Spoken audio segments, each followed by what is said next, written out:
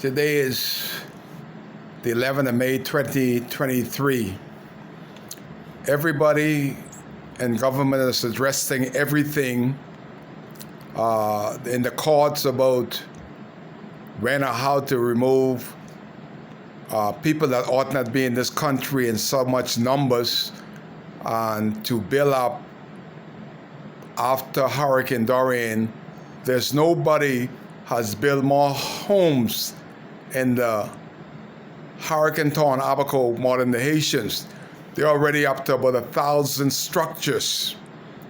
And Bahamians that lost everything that helped to build Dunderstown, Murphytown, nobody is speaking about them. The main concern is marital rape and what they're going to do with the Haitians. But everybody has forgotten that hundreds of Abaconians are still living a nightmare. Hundreds of my people are going to bed hungry. Hundreds of Abaconians are deciding whether to put gas in the car or to get something to eat every week, 4 years later. But nobody has officially came to the rescue of Abaconians. The DRA, they ran a big building up the road.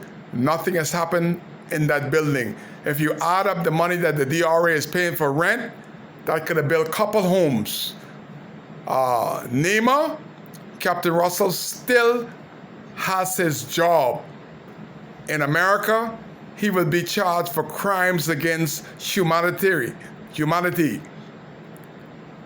If you go to the government complex, still people in a trailer, still people without electricity, still people without a home, haven't come up the foundation yet. But nobody has talked about the people. Abaconians have went through 2 hurricanes in 3 years, and neither government has put Abaco as priority.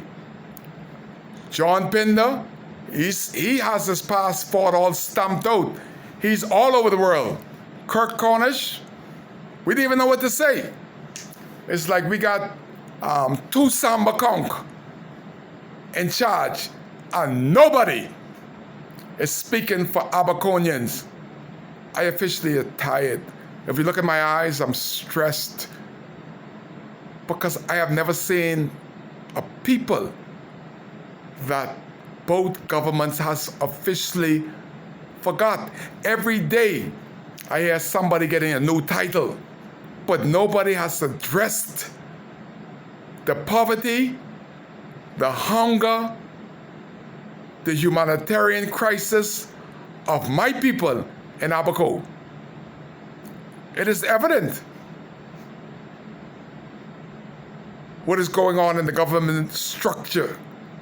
Everybody's just coming for a big party, a big dance, a big song.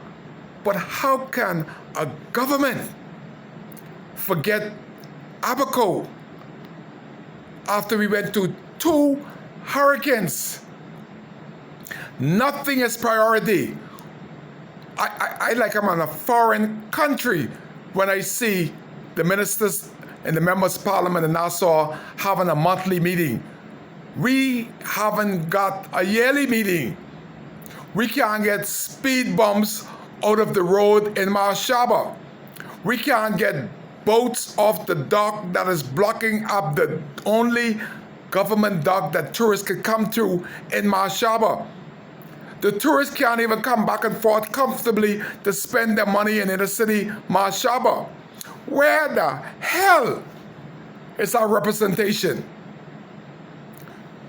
James Albury has already officially left the Bahamas and gone back and got his American citizenship.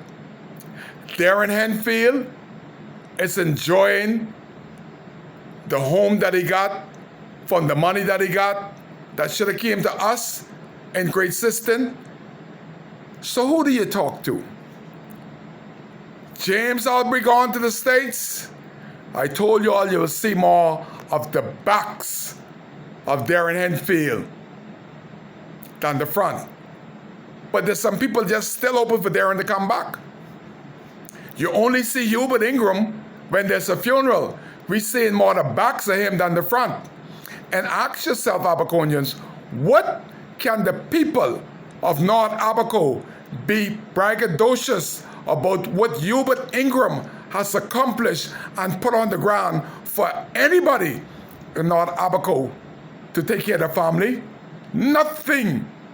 2 times Prime Minister, 30-year reign, not one single resort, not one single nothing that Hubert Ingram have left. But they still hoping to God that he come back for them to still get nothing. The Haitians that came here after the hurricanes has already built 1,000 structures on government land without any approval, and nobody can touch them in the Bahamas. And the NGOs give them the money. There is not 10 people that is indigenous Abaconians can brag about no government helping them with no structures. It is evident that the oldest survivor of Hurricane Dorian and Nicole and Ebel and Idel, Delcina Roll in Spring City, her granddaughter was brought before the courts by the government of the Commonwealth of the Bahamas to have her evicted out of a house that Samaritan Purst put a roof on.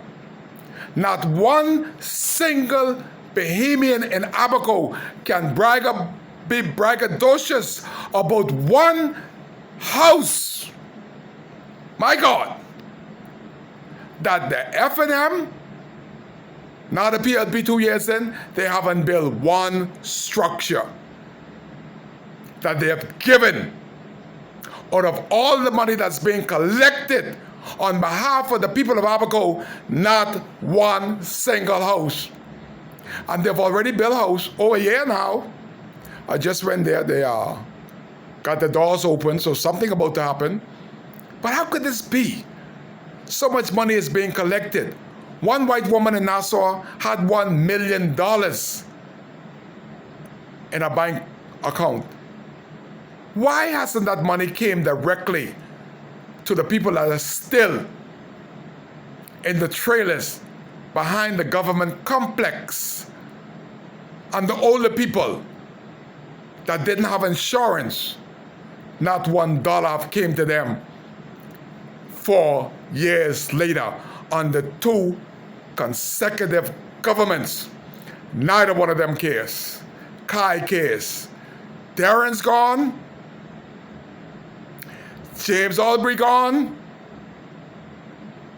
Now we got John Pinder that officially haven't said nothing of priority. Kirk Cornish officially haven't said nothing of priority for the people, my people, of my birthplace of Abaco that went through 2 storms. We can't even get a bathroom fix on Greenhill Key, nor on mainland Greenhill Ferry.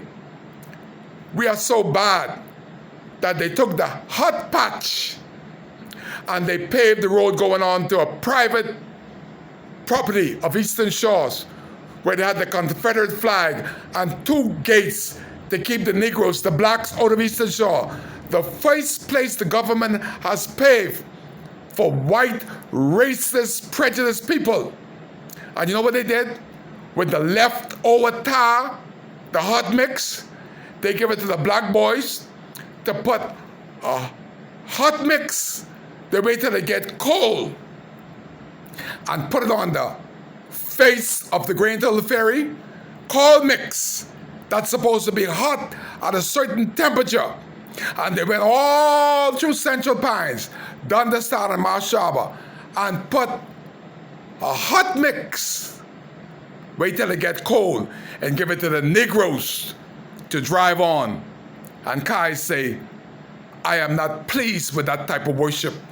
I am not pleased with that type of praise because nobody deserves the worst of government. You have to feel them, touch them, and see that they're doing well by the people. So far, Kai Mills can't say that. I am hurt, I'm heartbroken by the disrespect that the people are getting from the Member of Parliament, John Pinder.